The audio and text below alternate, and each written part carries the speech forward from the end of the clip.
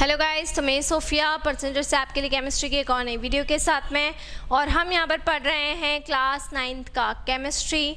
और class 9th की chemistry में मैंने आपको फर्स्ट चैप्टर ऑलरेडी करवा दिया है। ये हमारा चल रहा है सेकंड चैप्टर की अगर मैं यहाँ पर बात करूँ तो चैप्टर नंबर 2 के अंदर मैंने आपको लास्ट वाली वीडियो के अंदर सेपरेशन ऑफ मिक्सचर के बारे में पूरा क्राइटेरिया बता दिया था। अब उस सेपरेशन ऑफ मिक्सचर की कुछ जो मेथड है वो मैं यहाँ पर आपको बताने वाली हूँ, जिसके बेसिस पे आप इजीली सेपरेशन कर सकते हैं। सो सबसे पहले देखिए, हम इस मेथड को डिस्कस करेंगे जिसको हम कहते हैं सेंट्रीफ्यूगेशन मेथड। क्या होती है centrifugation method?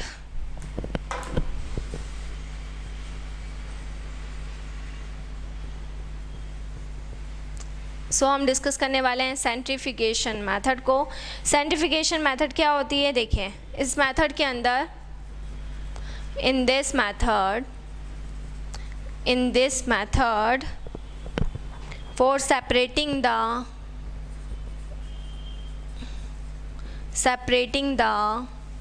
suspended particles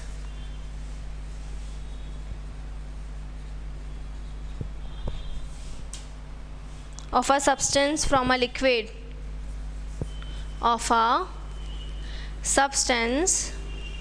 from a liquid, ठीक है, in which the mixture is rotated,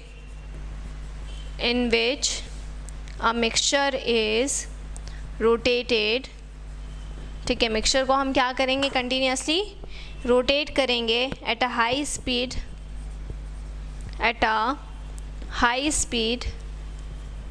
ठीक है, at a high speed in centrifuge,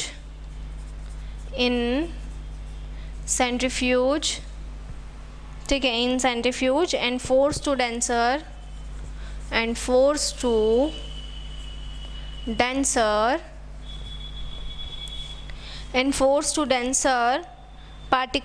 bottom,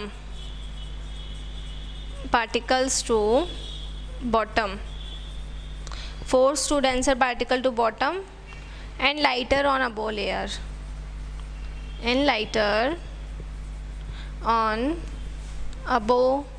layer, ठीक है। तो इस मेथड में हमको क्या करना है? सस्पेंडेड पार्टिकल्स जो भी हैं किसी सब्सटेंस के, उसको लिक्विड से क्या कर लेना है? सेपरेट कर लेना है, जिसमें हम मिक्सचर को क्या करेंगे? मिक्सचर को रोटेट करेंगे बहुत ज़्यादा हाई स्पीड से, और फिर उसको हम सेंट्रीफ्यूज करेंगे, ठीक है, किसमें?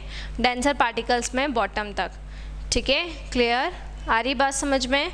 होता क्या है, देखिए, वो जो भी मिक्सचर रहता है उससे हमें सस्पेंडेड पार्टिकल्स अलग करना है और लिक्विड पार्ट अलग करना है। तो उसको हम रोटेट करते हैं, घुमाते हैं बहुत कंटिन्यूसली। उसके अंदर क्या होता है? जो भी लिक्विड पोर्शन रहता है वो ऊपर रह जाता है, और जो भी सॉलिड पोर्शन रहता है वो कहाँ आ जाता है? वो बॉटम के अंदर आ जाता है, नीचे आके बैठ जाता है। तो इस प्रोसेस को हम क्या बोलते हैं? इस मेथड को हम बोलते हैं सेंट्रीफ्यूगेशन मेथड, ठीक है।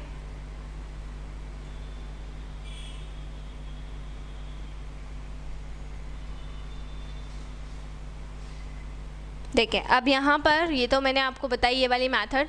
अब मैं आपको दो लिक्विड्स का सेपरेशन बता रही हूँ, ठीक है। सेपरेशन ऑफ टू लिक्विड्स हम कैसे कर सकते हैं? मैंने आपको 3 मेथड्स बता दी थी। Separation of solid in solid, separation of solid in liquid. अब सेपरेशन ऑफ टू लिक्विड्स हम कैसे कर सकते हैं, ठीक है। सेपरेशन ऑफ टू लिक्विड की अगर हम बात करें तो उसके लिए हम कौन कौन सी मेथड लगा सकते हैं? देखिए, सबसे पहली मेथड होती है हमारी क्रोमेटोग्राफी। हम क्रोमेटोग्राफी मेथड का यूज़ करेंगे। सेकेंड हम यूज़ करेंगे फ्रैक्शनल डिस्टिलेशन का हम यूज़ करते हैं, ठीक है। तो सेकेंड मेथड हमारी क्या हो जाएगी? सेकेंड मेथड हो जाएगी हमारी फ्रैक्शनल डिस्टिलेशन। और जो थर्ड मेथड की मैं बात कर रही हूँ, ठीक है, तो ये 2 मेथड हो जाएंगी।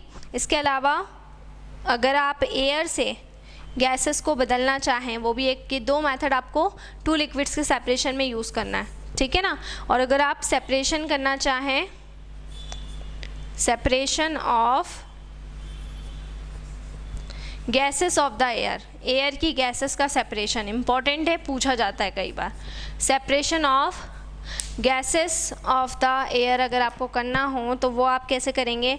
सो separation of gases of the air में हम क्या करते हैं, देखिए एयर में कितने तरह की गैसेस होती है, नाइट्रोजन, ऑक्सीजन, पहले मैं आपको बता दूं, नाइट्रोजन होती है, ऑक्सीजन होती है, ऑर्गन होती है, ठीक है, nitrogen, oxygen, organ, carbon dioxide, फिर होती है इसके अंदर हीलियम गैस होती है, ठीक है, nitrogen, oxygen, carbon dioxide, helium होती है, नियॉन होती है, क्रिप्टॉन होती है, जिनॉन होती है, नियॉन, क्रिप्टॉन, जिनॉन एक्सेट्रा, ठीक है। तो ऐसे बहुत सारी गैसेस इसके अंदर होती है, ठीक है। अब इसको हम क्या कर सकते हैं, फ्रैक्शनल डिस्टिलेशन, लिक्विड एयर लेंगे हम, क्या लेंगे, किसको लेंगे हम, लिक्विड एयर को लेंगे, और लिक्विड एयर को लेकर हम क्या करवा देते हैं, उसका फ्रैक्शनल डिस्टिलेशन, क्या करवाते हैं, उसका फ्रैक्शनल डिस्टिलेशन करवाते हैं, ठीक है।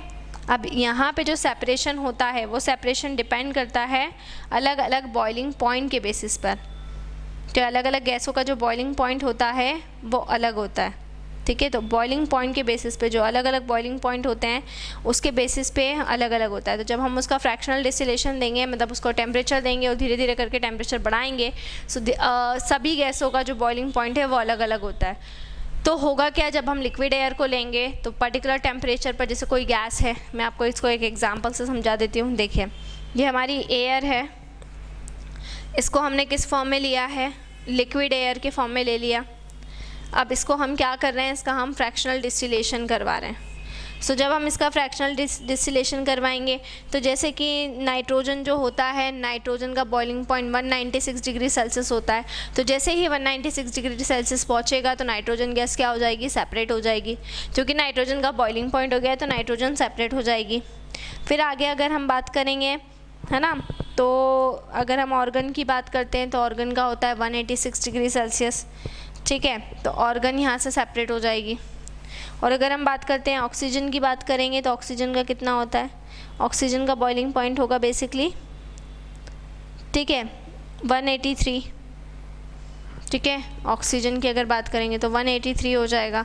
सो इस पर कौन बाहर हो जाएगी, ऑक्सीजन गैस बाहर हो जाएगी। सो अलग अलग जितनी भी लिक्विड एयर होती हैं उन सभी का जो बॉइलिंग टेम्परेचर होता है वो अलग अलग होता है, और उसी बॉइलिंग टेम्परेचर के बेसिस पर जब हम उसका फ्रैक्शनल डिस्टिलेशन करेंगे, मतलब जब हम उसको टेम्परेचर दे रहे हैं तो टेम्परेचर के केस में क्या होता है, वो अलग अलग टेम्परेचर के ऊपर क्या होती जाती है, सेपरेट होती जाती है या फिर अलग होती जाती है।